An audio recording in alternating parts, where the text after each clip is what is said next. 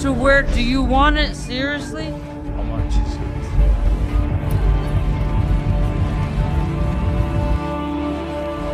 It's okay, it's okay.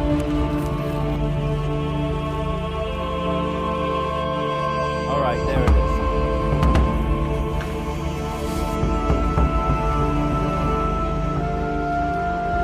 A spicy one?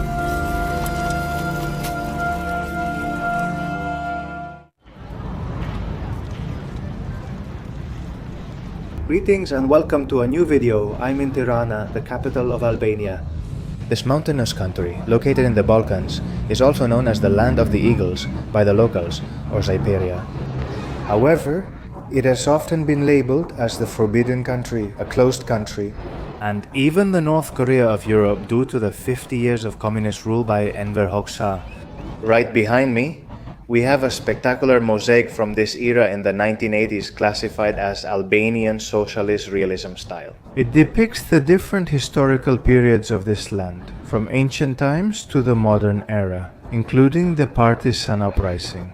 Join me today in a new video through the streets of Tirana to learn a little more about this country and its people. Let's go! Since gaining independence from the Ottoman Empire in 1912, Albanians have faced many challenges to this day. The partisan movement first fought the Italians and Germans for their land. Later, under Enver Hoxha's rule, foreign policy decisions led him to seek allies like the Soviet Union, North Korea, or China, isolating itself from its neighboring countries and building a defensive line of more than 170,000 bunkers spread throughout the country to prevent possible aggressions. With the fall of communism, Albania began the transition to the capitalist system in the 1990s, making headlines in 1997 when the country rose up in arms due to a pyramid scheme that affected the savings of nearly 60% of Albanians. Most people are Muslim, followed by Christians, though in 1967 the country became the first to officially declare itself atheist. Today, religions coexist, and in the capital you can see a mosque, an Orthodox cathedral, and a Catholic cathedral within a few meters of each other, where Mother Teresa, of Albanian origin, is remembered. However, these people are best known for their tribal code of honor, the Kanun, passed down from mountain populations, which has been passed down from generation to generation for centuries, which stresses hospitality, clan respect, and keeping one's word. The first stop on today's itinerary through the streets of Tirana is that I urgently need a beard trim, and we'll see if I get a haircut in the Albanian style. Something to eat? But I want you to take a look first at what the streets of Tirana are like. It's a totally festive atmosphere. Tractors on the street, concerts, flowers here, books for sale, all kinds of toys for the kids. And that's because they're celebrating Spring Day, as it's known here. It's a festival of pagan origin, which is very similar to, it really reminds me a lot of Maslenitsa in Russia, right? Where they prepare blinis, only here they have other traditions, according to what I just read. Giving a traditional sweet, which is like a cake, and some white and red bracelets, which represent strength and other values. Here's the sweet in question. How much is this? Okay, 200 lekas equals 2 euros. Well, let's keep the tradition and try a typical Albanian sweet here at the Spring Festival. What's the name? What's it called? What are they called? He didn't understand me. Thank you. Thank you. Language is definitely a barrier. I try to speak to them in some kind of English or Italian, and sometimes it works, sometimes it doesn't. Albanian is actually quite difficult, and I still haven't learned it. Honestly, not even 2 or 3 words. Maybe not even 1.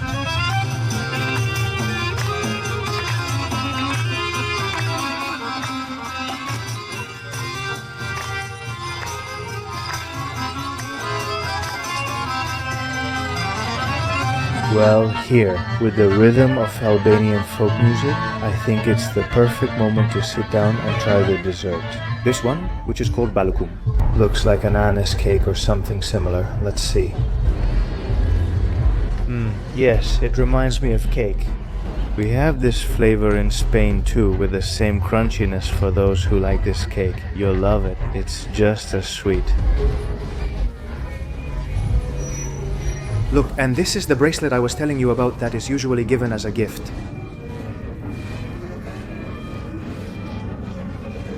How much does it cost? How much? 1 or 2? One. It's to wear. Do you want it seriously? Well, we're going to put on a typical bracelet from the Albanian Spring Festival.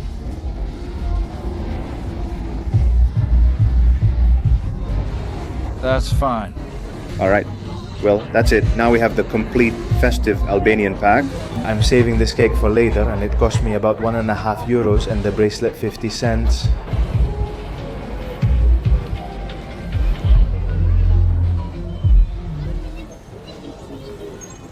Let's see what this guy is doing here.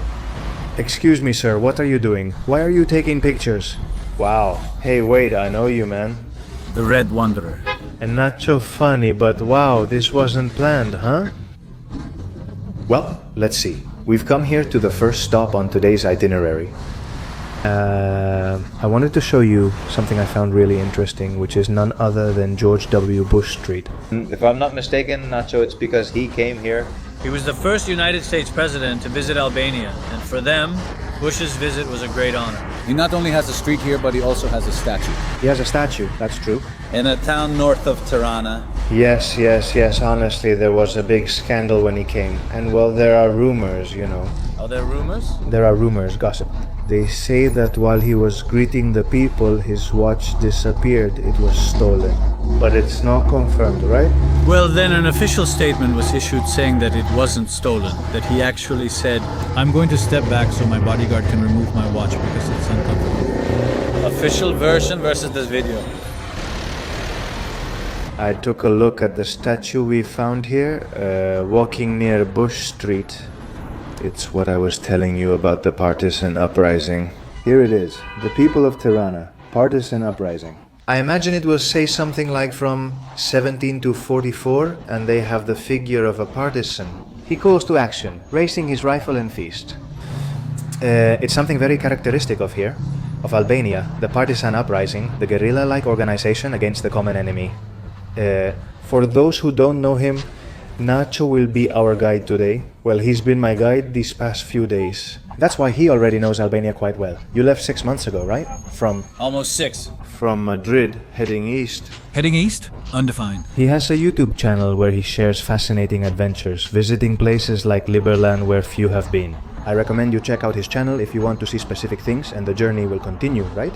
Today we are in Albania. It doesn't stop here. Nacho tells me that we're going, right? The surveys for the Albanians? The Kosovars at least 10 years ago, which was the last time it was done, were the Europeans with the best opinion of the United States. Just realize that. It's all of Europe. Now, some people probably didn't expect it. Exactly. That's why we see streets like Bush Street and those statues. And it's a contrast, in my opinion, well, from one point to another directly. Transitioning from that dual communism through capitalism, then developing admiration for the United States. And another very curious thing is that they recently opened an air military base where there used to be a military base named after Stalin. That contrast is visible everywhere, and it's quite strong. Yes. Nacho tells me that he constantly sees this on his trips through Albania. He has constantly seen the United States flag, like here. In this case, it's a Lincoln Center, which is a language center. Normally, the United Kingdom flag is used, right? Which is supposed to represent a higher level of English, but not here. In Albania, they use the United States flag, the English one. You also see many European Union flags, though they're not in the European Union. I've turned on the translator, and it's like a plaque commemorating an attack. It says there that the Lazio Seme Brigade caused 25 casualties among their gendarmes in 1944. And on the other side of where that plaque was, we found another one that also commemorates an attack, in this case by the partisans, against the gendarmes, on November 14th, 1943. That's what the children read before entering the school. So you can see how present those revolutionary movements, those partisan movements still are. Before we continue, a quick note for frequent travelers, whether for leisure or work, about the Hola Flyism which sponsors this video.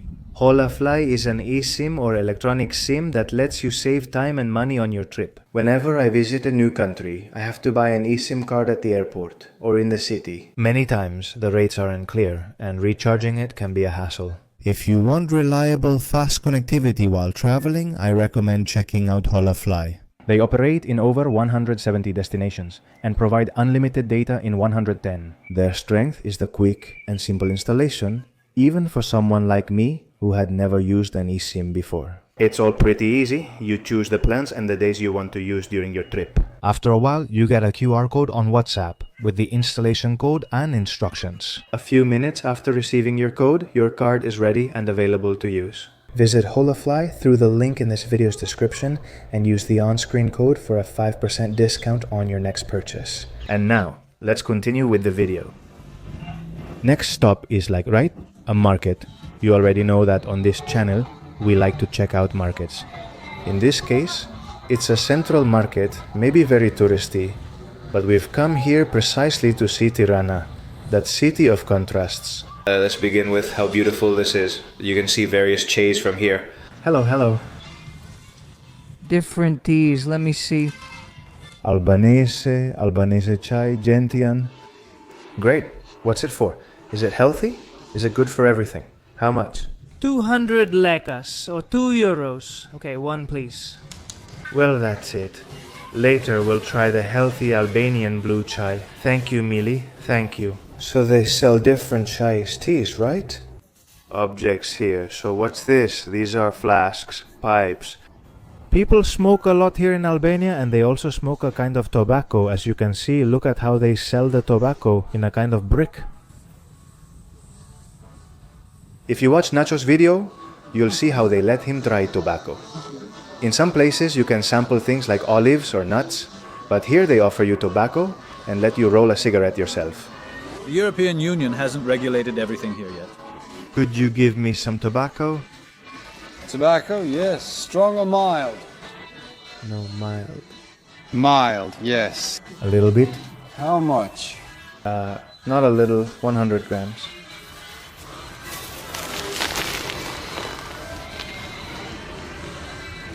Do you see how they weigh tobacco there?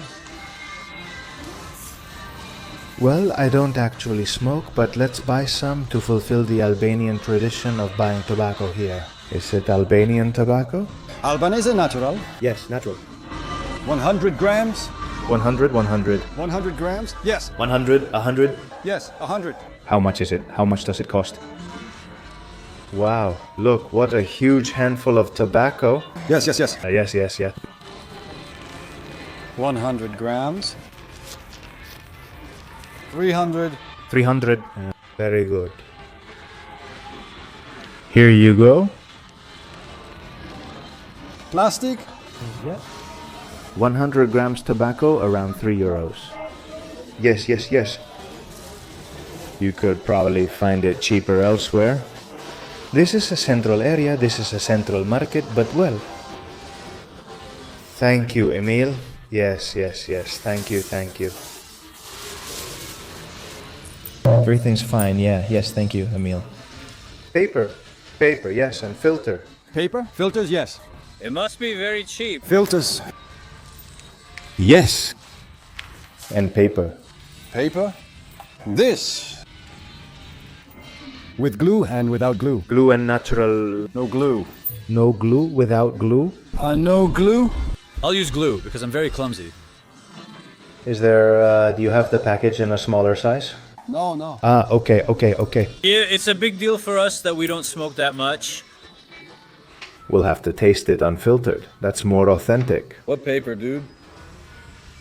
1991. Be careful, he showed me. Let's see. Coincidence? I don't think so. Great paper. I've never seen one like it before. Authentic Albanian tobacco. Let's try it later when we have time. We'll roll some and share our thoughts. Even though we're not smokers, but well, we'll follow Albanian traditions.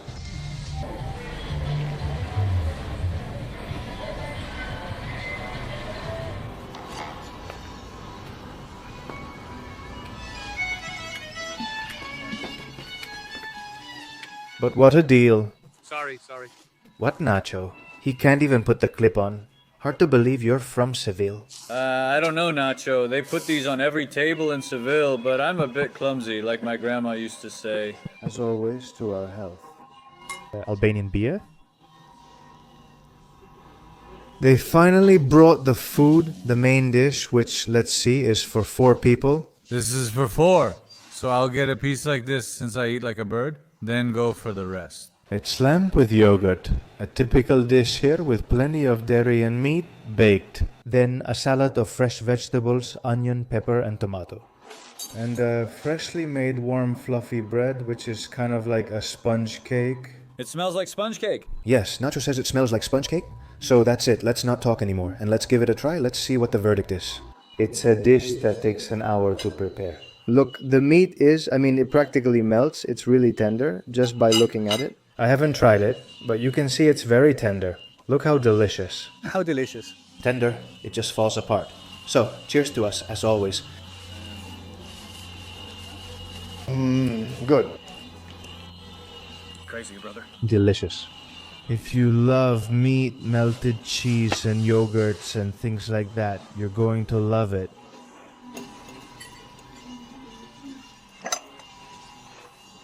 Ladies and gentlemen, we did it. We finished the portion for 4. We did it. We did it. I made a mistake at the beginning. We made a mistake. Well, it has not cheese, but egg, flour, soda, yogurt. Yes, it has all that. And all of it is au gratin. So, it fills you up more than it looks. And the only thing is, we've left the poor salad here, which we'll take with us later for dinner. Oh, and the bread. We couldn't finish it all, but we did finish the portion for 4. It was delicious. Let it not be said. As Nacho just said, ending the legendary meal with an Albanian cigar.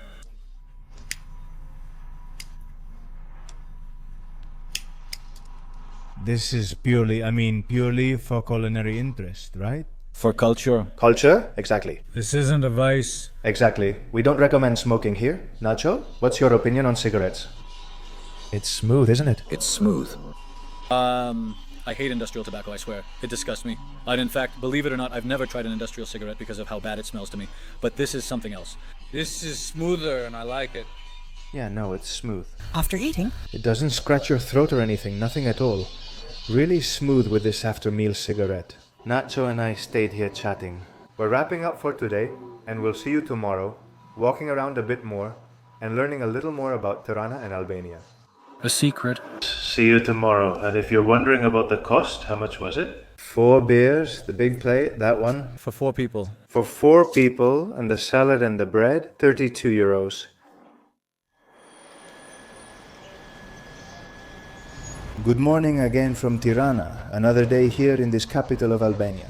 And since yesterday we were walking around the downtown, and it happened to coincide with this spring festival, today I wanted to show you the other side that I have found here in this city. You can see that, well, there are many new buildings downtown. They are renovated. You'll see hotels, apartment buildings, offices that are really new. However, if you go out a little, you don't have to go far. You will see contrasts, very big ones. For example, here where I am, this is the best example there could be. Here you see what I mean. Apartment buildings, mostly renovated, on a beautiful boulevard with other buildings in the background. And then markets here with asbestos roofs, cables. Let's go into these streets and explore what this other side of Tirana is like. You can already see all the clothes, some vegetables over here, with the traditional scale, onions, potatoes. Toys for the kids, more clothes. Look at how they have the clothes here. It feels like anyone can open a shop in one of these garages and start selling whatever they have or whatever they feel like trading. Look, books, plugs, irons, hair dryers, or those hair straighteners. It will really catch your attention if you come here to Tirana. It's a city that you can tell is going to change completely in 10 years. But even today, you can still find these remnants of the old Albania, the more traditional old Tirana. Bye. Albania. Albania. Hello, I'm Spanish. Very beautiful. Tourism has been developing a lot in Albania in recent years. Let's say it's an emerging sector, the tourism sector. Enjoying the quality beaches, scenic landscapes and mountains. It's also cheap for people from the wealthier countries in Europe, and it's close by.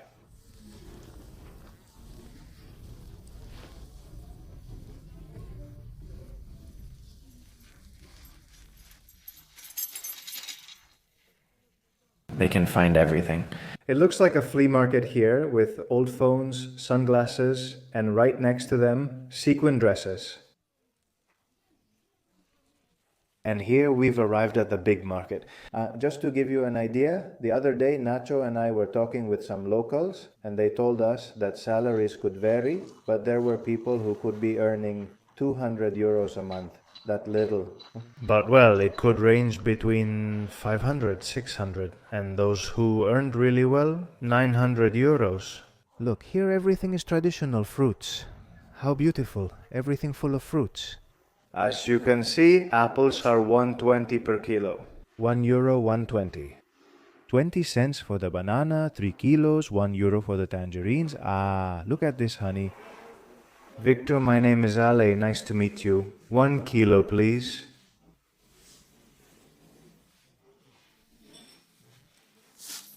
One. Aha. Oh, me. Okay, I'll serve myself. This is self-service. Let's see. 1 kilo. We're going to take 1 kilo of tomatoes to Nacho, who we left there sleeping. Spanish from Madrid. No, Madrid, Barcelona, and Real Madrid, right? Valencia. Valencia.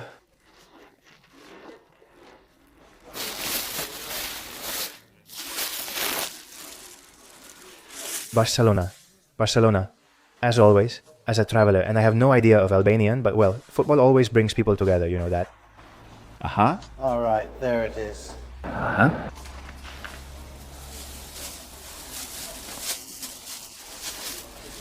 Well, look, there isn't much of an atmosphere. It's morning, still early, and soon we'll head over to the clothing market here. Let's take a look. Here, you'll see there are a lot of counterfeits, I imagine, because the prices are very cheap and they have the brands, well, the famous ones. You can see Polo, Nike, Adidas. Oh, bye. Well, once you're out of this market, a mix of fruit, clothes, and a bit of everything. See, we just left the market and we're already in an open field. You can see they're building everything. Like I said, in 10 years, Tirana will look completely different. And now I want to continue towards one of these neighborhoods bordering Tirana and see what we find. For now, I see over there in the distance a market set up right in the open field. What I imagine is happening here is that all these markets, it seems like they're run by more humble people. And of course, since all of this is being rebuilt, all these empty lots, these people are setting up in different places. It could be that this year they're here, and in a couple of years, all of this will be built up and they'll have relocated somewhere else. Look at this, so much trash around here. I thought this was clothing for sale, but no. It's just trash. And huge lizards roaming freely through the trash. Wow, what a contrast.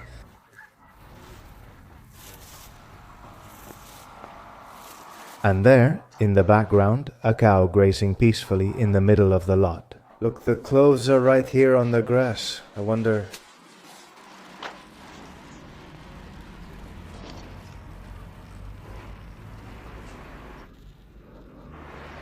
They won't think I'm too far from downtown, right?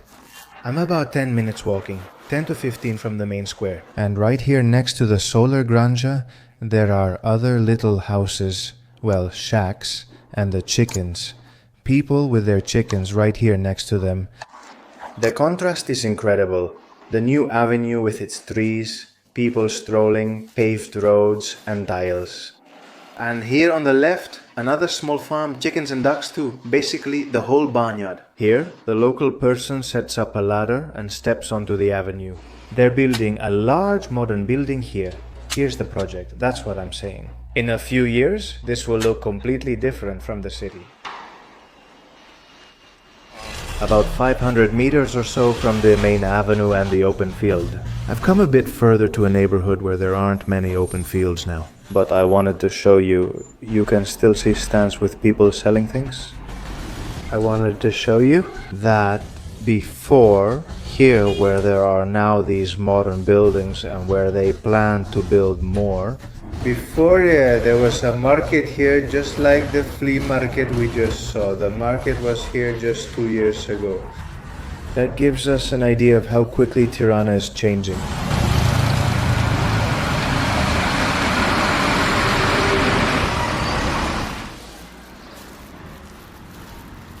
Well, I'm going to grab something to eat around here with Mrs. Chow. Chow, how are you? Something spicy? Okay. I have my sandwich already. The lady didn't want to be recorded, but it's fine. We're in a nice neighborhood, but there's also a lot of market here. The neighborhood is pretty much the same as the others. A lot of little stalls selling everything. Computers, glasses, fruit, well, carpets. This is the sandwich I got him. A spicy chorizo with yogurt sauce. It's a classic, nothing mysterious. And I've come here to a bunker to eat it. I'm going to eat it here calmly. And the thing is, in Tirana you can find a lot of bunkers like this one. And not just in Tirana, but all over Albania. There are more than 170,000 bunkers that were built during the time of Enver Hoxha as a defense system in case of a possible invasion. That's it, I'm eating my sandwich here in the bunker. And speaking of bunkers, I'll see you now, in a little while, in another bigger bunker. Because of the Cold War and Hoxha's foreign policy, the country became isolated from its neighbors and most of the international community. From 1975 to 1983, Albania's bunkerization program built about one bunker for every 11 people. The largest bunker is nestled among hills, just a few kilometers from the capital, and is inspired by the bunkers of North Korea. It covers 2,700 square meters, nearly 2 kilometers of tunnels, 5 levels, and 2-meter thick concrete walls. Everything is ready for an invasion or nuclear attack. While Enver Hoxha ruled Albania for 50 years, the country had allies like the Soviet Union and China, though these relationships later cooled. These alliances are evident in the bunker, and you can see everything from images of Chinese missiles or anti-aircraft systems to portable air renewal equipment or communication systems also made in China. During the construction of this bunker, between 1972 and 1978, Enver Hoxha was the leader of Albania. And this was the room they designed for him and his wife, a sort of office as you can see, although it was planned for him and his wife. They say he never slept here. He carried out some military exercises, but he never slept here. And here is the bedroom. And at the end of this room, what used to be the bathroom. There's something peculiar about this shower. It was a shower that was heated with kerosene. The hot water was heated with kerosene. A pipe was connected to the fuel tank, and it was very typical in Soviet times. There you have the shower. That's why it has such a strange shape. Notice how it was lined. All the cement was covered with a kind of plywood that you can see throughout Hoxha's office. Let's see. This is fiber, apparently metallic, which provided even more protection. It was a luxurious, expensive material that offered even more protection to the concrete walls. Continuing through the corridors of the bunker, we arrive. Look, what space opens up here? Now it's decorated with photos and even a souvenir shop. Just to give an idea of this bunker's size. This way leads to what you're about to see now, the meeting room. Wow, it's huge.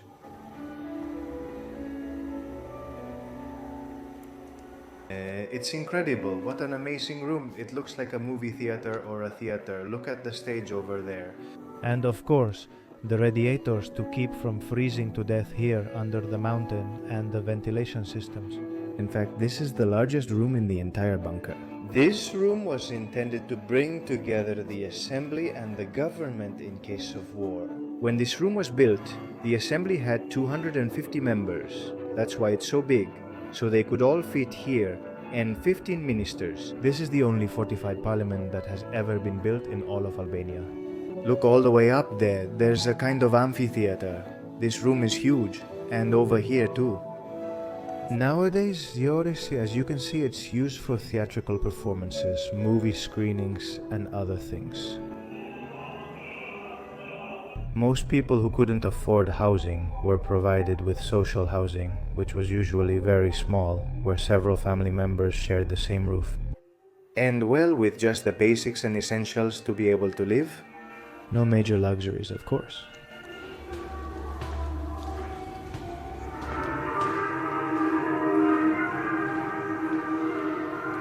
This is what an army officer's room would look like. A pretty simple bed, a table, his radio, his phone, his mirror for grooming, the portable air renewal kit. And that's it, nothing else. In one of these hallways, which branches off from the main hallway, we find a door and it takes us directly... here. Hello, hi. Documents? No, this is where Nacho was sitting. This is where they used to meet. In case of war, well, not exactly here. Here would be the secretary or whoever, but here in this room. It's an emergency room for the high military command during war. Look how it was decorated back then. You can't enter now, but you can see another very decorated office. How was the wall covered with wood? Well, that gave it a kind of country house touch. I mean, it doesn't look like you're in a bunker. Next to it is the room reserved for the high military command. Do you have emergency exits that are now closed? But anyway, as you can see, with 1, 2, 3, 4 and even 5 if you count the main gate. In another one of these corridors, we find the room reserved for the Prime Minister and also the Minister of Defense. Very similar to Enver Hoxha's house, with its anteroom for the Secretary and his office.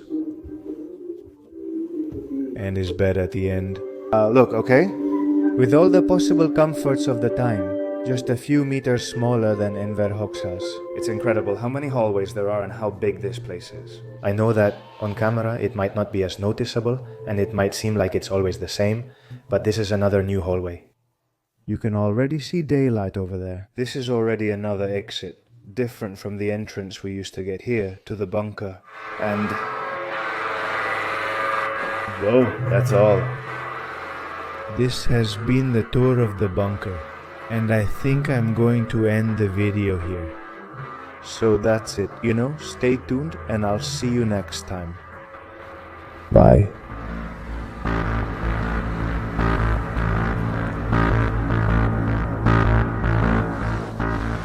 Natural, yes, vegetable. Drug trafficking feeds on unemployment, poverty, social injustice, and lack of opportunities. Elderilla, people know it because that's why we used to eat poorly. These agreements they've reached, well, they hardly affect them at all.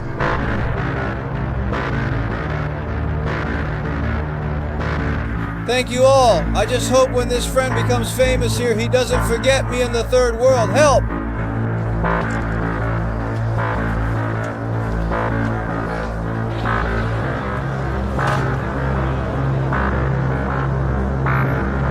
And one way, and then... Look, and he has the whole house, the whole wall completely destroyed.